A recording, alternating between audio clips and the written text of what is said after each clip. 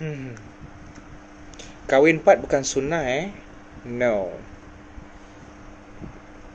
Kahwin 4 bukan sunnah. Sunnah kahwin 1 saja. Kerana Nabi ketika menikahi Khadijah 1 saja, tidak pernah memadukan. Jangan salah faham lelaki. Kahwin 4 bukan sunnah. Yang sunnah adalah adil. Kau tengok Nabi kahwin 11 orang isteri, seorang je anak dara, yang lain semua orang tua. Kalau nak sunnah betul-betul, semua isteri tu orang tua lah ikut Nabi. Kenapa tiba-tiba hari ni pula nak ikut sunnah kahwin 4? Empat-empat muda bini dia. Kan? Ni aku buka ni lah topik lah. Kan? Ada setengah lelaki nak kahwin 4. Kononnya nak ikut sunnah. Kan? Nak ikut sunnah, empat-empat tu kahwin orang tua. Nabi kahwin orang tua semua isteri dia. Tapi tak pula ikut sunnah yang tu. Dan Nabi semua isterinya dia kahwin atas dasar dakwah. Seorang je Aisyah yang muda.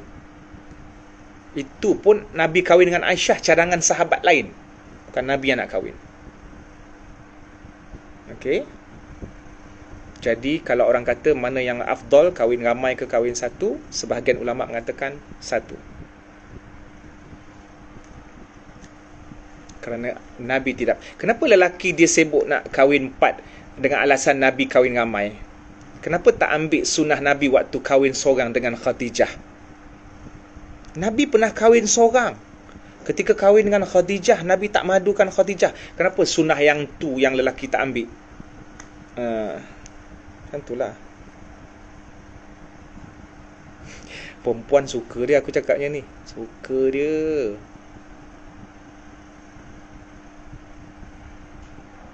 Perempuan sukalah. Perempuan suka dengan saya suka dengan Cik Man ceramah agama. Memanglah sebab backup korang, Afiqah Liana. Suka dengan Ustaz bagi ceramah agama. Cuba aku kata promote poligami, mesti kau tukar ayat kau. Cik Man ceramah macam Hanat. Mak selalu suruh balik kampung. PKP dalam apa nak buat Cik Man, so kena fahamkan mak bahawa tak boleh langgar perintah. Nanti sebelum sampai ke rumah mak, kau sampai ke balai dulu. Nanti mak kau juga yang payah. Ustaz, tahun ni saya kerap mimpi sekolah.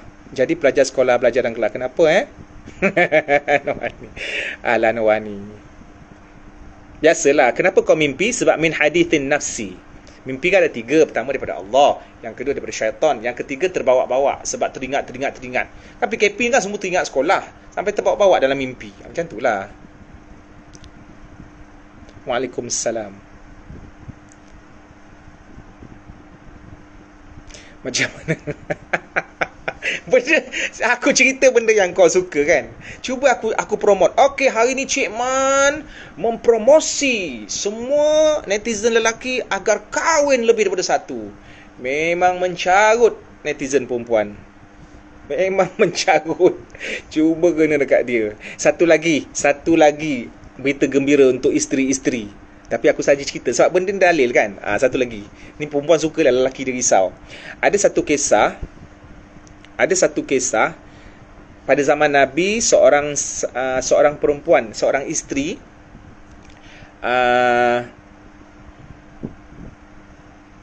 dia ni mengadu dekat Nabi. Ada satu kisah pada zaman Nabi. Ini perempuan sukalah dengar ni cerita ni. Tak apalah, aku cerita besok-besok lah. Ni aku ambil soalan dululah. Ustaz, contoh mimpi dari Allah macam mana? Mimpi yang baik. Macam mana nak bezakan mimpi tu dari Allah, jin dan terbawa-bawa? Apa yang kau boleh comparekan? Alah, mimpi daripada Allah, kau mimpi jumpa Quran, kau mimpi kau tengah semayang, tenang jiwa. Kalau mimpi jumpa setan, mimpi sebab setan, mimpi tu menakutkan, mimpi tu kau tak faham, ganggu perasaan kau. Dan mimpi terbawa-bawa daripada ke alam mimpi tu, apa yang kau fikirkan ketika berjaga, kau akan terbawa-bawa kan. Nanti kau terjaga daripada tidur, lah sampai termimpi-mimpi lah, siang tadi fikir batu tidur. Macam tu je lah.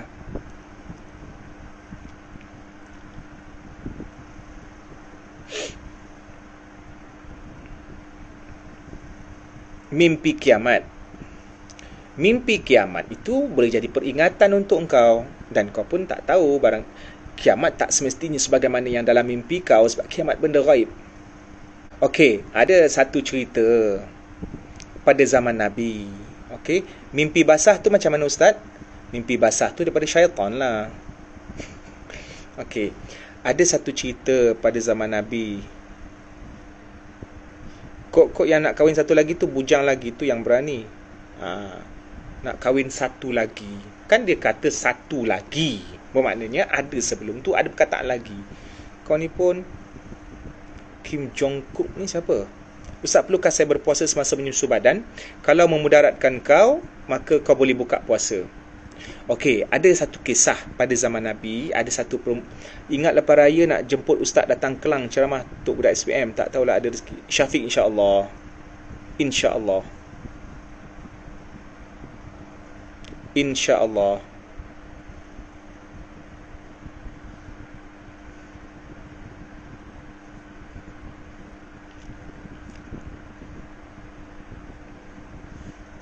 Apa maksud kalau ular bertandang di rumah kita musim PKP ni?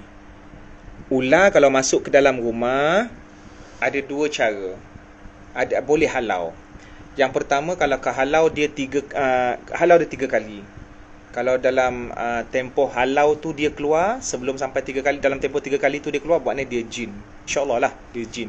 Tapi kalau lebih daripada 3 kali tu dia tak keluar, sampai 7-8 kali dia tak keluar, ada dua pilihan. Sama ada kau yang keluar, ataupun kau boleh bunuh dia, sebab itu memang ular. Okey? Ustaz, ni nak start je ambil soalan netizen membuat orang berdebat-debat. Kalau yang jenis mimpi yang berterusan macam berepisod, member asyik cerita pasal mimpi dia, gangguan tu, jangan ambil peduli.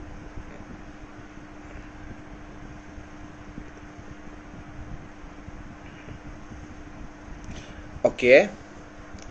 Ada satu cerita pada zaman Nabi, ada satu perempuan, isteri orang.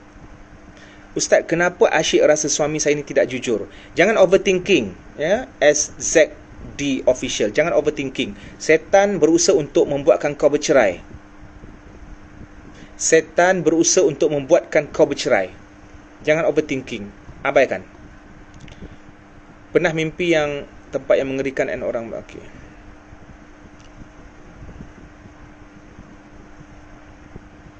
Mimpi ular hitam. Mimpi ular hitam ni sama ada sihir ataupun gangguan. Janganlah cerita pasal mimpi kat sini. Allah. Jadi zaman Nabi dulu ada seorang perempuan. Namanya Hindun. Okey? Namanya Hindun. Dia datang berjumpa Nabi. Dia kata Nabi, ni hadis sahih. Okey, ni hadis sahih. Ya Rasulullah, inna Aba Sufyan rajulun syahih. Wahai Rasulullah, sesungguhnya Abu Sufyan adalah lelaki yang kedekut. Abu Sufyan tu suami dia. Cik Man nak tanya apa hukum pasangan yang kahwin kat Thailand, lepas tu dia kahwin kat Malaysia dan tak beritahu pejabat. Okey, kepada Fakrul, yang kahwin di Thailand ni kena tengok. Yang pertama sekali, adakah tempat perkahwinan itu diiktiraf oleh kerajaan Malaysia. Maknanya bila kau kahwin Thailand, bila kau balik nanti, kau bawa dokumen tu nanti akan diperakui. Itu tak ada masalah. Yang kedua, tempat itu sindiket, maka hukumnya haram. Barangkali perkahwinan kau tidak sah. Kau tidak mendapat pengiktirafan daripada kerajaan Malaysia, dan kerajaan Malaysia tidak mengiktiraf pusat tersebut. Jadi kena tahu yang nikah Thailand atau Siam tu tempatnya macam mana. Okey? Okey, sebab dia orang tanya soalan, aku kenalah jawab. Okey, ada satu kisah pada zaman Nabi. Ada seorang wanita, isteri orang, namanya Hindun. Dia nak mengadu pada Rasulullah. Nabi ini hakim, qadi, mahkamah. Okey, dia mengadu, ya Rasulullah, inna Aba Sufyan rajulun syahih. Wahai Rasulullah, sesungguhnya suami dia Abu Sufyan adalah seorang lelaki yang syahih. Syahih ni maknanya sangat kedekut. Apakah kesan Ustaz jawab le, apakah kesan yang terjadi terhadap fizikal dan mental dan spiritual isteri jika suami tidak melaksanakan tanggungjawabnya dalam rumah tangga? Itu bergantung kepada mentaliti dan kekuatan dalaman seseorang. Kau tanya apa kesan, itu aku tak tahu. Itu berdasarkan pengalaman. Itu je lah. Kalau suami dia jenis yang kuat, isteri dia jenis yang tabah, tak ada masalah. Kan, bersabar je lah. Tapi kalau jenis yang tak kuat, dia akan mendatangkan kesan perceraian, bergaduh dalam rumah tangga, benda-benda yang macam tu. Okey? Ada soalan? Okey. Cik Man, cousin saya selalu nampak makhluk halus di setiap sudut rumah. Tak ada. Makhluk halus karut. Tidak ada manusia yang boleh melihat benda-benda yang gaib. Yang boleh melihat benda gaib ni Allah sahaja. Dan Nabi ketika diizinkan. Jadi jangan percaya kepada itu. Ustaz, kalau atuk ataupun nenek kita dah nyanyuk atau tak ingat apa-apa, umur dah 90 lebih, boleh tak kalau kita bacakan Al-Quran bagi pihak dia atau ngaji atau kau nak baca Quran tu, dia dah tak ada masalah lah pun. Tapi baca Quran tu pahala sendiri. Tak perlu pun tak apa. Dia dah nyanyuk, dia dah gila, tak ada dosa ke atas dia. Okey, jangan tanya soalan. Cik Man nak sambung cerita tadi. Lelaki rambut panjang masa solat boleh ikat? Boleh ikat kalau dia berterabur dan mengganggu. Right. Jangan tanya soalan Okey. Apa hukum kahwin kontrak? Saya terbaca kat Twitter, kahwin kontrak adalah zina. Kahwin kontrak adalah zina. Okey. Ustaz, ada beza ke hantu dengan makhluk ghaib? Hantu tak pernah wujud. Makhluk ghaib itu ada. Itu je.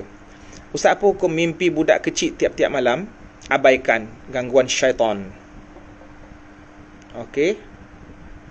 Ustaz, bagi pendapat Ustaz pasal penangguhan pernikahan di musim PKP. Saya ada buat video dan saya bersetuju untuk ditangguhkan. Kecuali kalau misal kata itu bergantung kepada jabatan agama. Kalau jabatan agama dia sanggup datang bawa orang, so memerlukan 3-4 orang sajalah.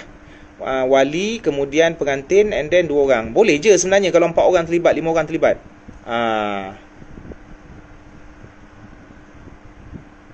Okey. Baik. Pada zaman Nabi dulu, jangan tanya soalan.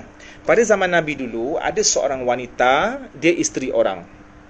Dia datang berjumpa Rasulullah sallallahu alaihi wasallam. Okey. Nama dia Hindun. Sahabat Nabi lah. Dan dia datang, ya Rasulullah, inna Aba Sufyan rajulun syahih. Wahai Rasulullah, sesungguhnya Abu Sufyan itu adalah lelaki yang sangat kedekut. Maknanya suami dia. Jadi dia dah mengumpat suami dia. Tapi Nabi tak marah dia. Nabi tak ada kata, tak baik mengumpat suami. Nabi tak marah sebab antara umpat yang dihalalkan dalam Islam adalah mengumpat untuk menghilangkan kemudaratan, contohnya dalam soal rumah tangga. Sebenarnya yang kes-kes mahkamah tu mengumpat juga kan, menceritakan kesalahan orang, jenayah orang ke atas kita, tapi benda tu penting untuk menjaga nyawa. Jadi Hindun ni isteri orang, dia datang berjumpa Rasulullah sebagai hakim, qadi, mengadu suami dia ni kedekut, tak bagi nafkah. Okey, suami dia kedekut, tak bagi nafkah. Kemudian apa kata Nabi? Yang jawapan Nabi ini ialah merupakan, bukan nak kata satu berita gembira ke apa kepada perempuan, tapi maksudnya jawapan Nabi ini merupakan jalan keluar kepada wanita-wanita ataupun kepada isteri-isteri yang dia terasa dizalimi oleh suaminya yang tidak memberi. Ustaz nak tanya, kenapa kita rakyat biasa musim PKP nak lakukan pengembumian waris sendiri susah, tapi saya ada terlihat beruniform pula boleh ramai-ramai kebumikan? Sebab dia pasukan beruniform. Pasukan beruniform memang ada autoriti, dia ada disiplin. Kalau kita buka ruang kepada keluarga, nanti ramai keluarga lain yang emosi berduyun-duyun datang. Faham tak? Kau jangan macam tu. Kalau macam Cik Man sendiri pun kena terima kenyataan. Kalau misal kata ayah Cik Man meninggal, terpaksa terima kenyataan yang tak boleh kumpul ramai-ramai. Walaupun kita emosi, walaupun kita sedih, sayang ayah kita apa semua bla bla bla, tak boleh. Dia maknanya kena orang beruniform. Sebab diorang punya PPE, PPE clothes, pakaian PPE tu. Faham tak? Okey, jangan tanya soalan lagi Cuma ulang balik. Baik. Pada zaman Nabi SAW, ada seorang wanita bernama Hindun. Dia ni isteri orang. Dia datang jumpa Nabi, Ya Rasulullah, inna Aba Sufyan rajulun syahih. Sesungguhnya Aba Sufyan adalah lelaki yang sangat kedekut. Sangat kedekut. Dia tak bagi nafkah semua. Dia mengadu pada Rasulullah. Baik. Jadi maknanya mengumpat suami. Tapi dibolehkan untuk menyelamatkan diri ataupun mengelakkan mudarat dalam rumah tangga. Baik. Kemudian Nabi memberi jawapan kepada Hindun. Apa yang Nabi cadangkan kepada Hindun apabila Hindun bagi tahu suami dia tu kedekut? Nabi kata apa? Nak tahu tak Nabi kata apa? Aha. Nak tahu tak? Nah. Shh.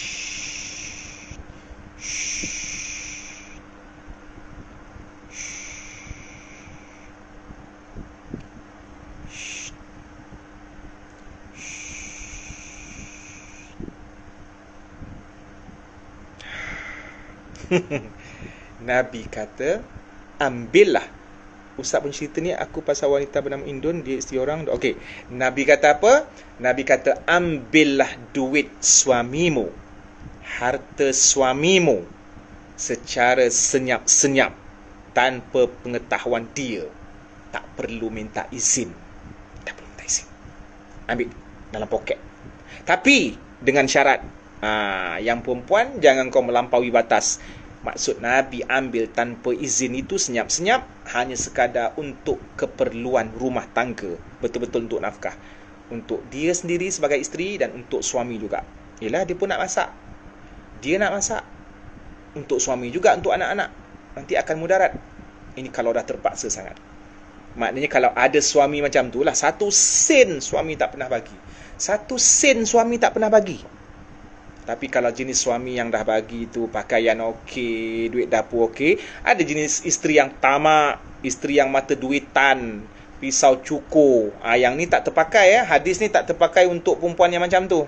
Hadis ni hanya terpakai untuk perempuan yang betul-betul dizalimi dan mendapat suami yang bakhil sahaja. Sebab ada jenis isteri-isteri yang suami dah bagi, wah macam-macam kau minta, beli emas, beli itu, beli ini.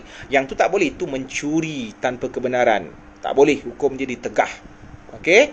Faham Pak Nabi ada sebut di bawah, di hujung hadis tu, Nabi ada sebut ambillah sekadar keperluan. Nabi tak ada kata ambillah untuk Lazada ke Shopee ke, tak ada.